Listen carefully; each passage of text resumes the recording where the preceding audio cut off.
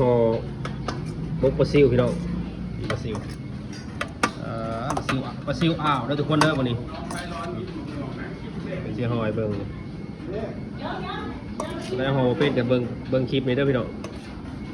วิธีห่อมกปลาซิว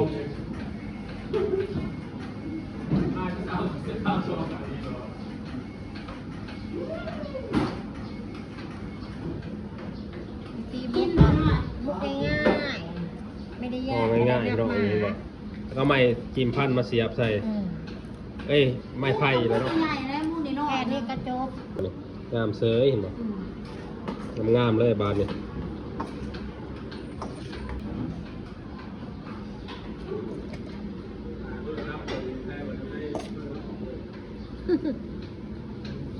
ปลาซิวกับปลาซิวอ่าวพี่น้องโอ้ไปตาก่อยพี่น้องเลย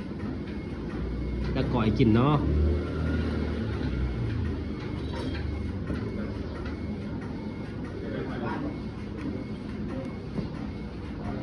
ห่อง่ายๆพี่น้องเลย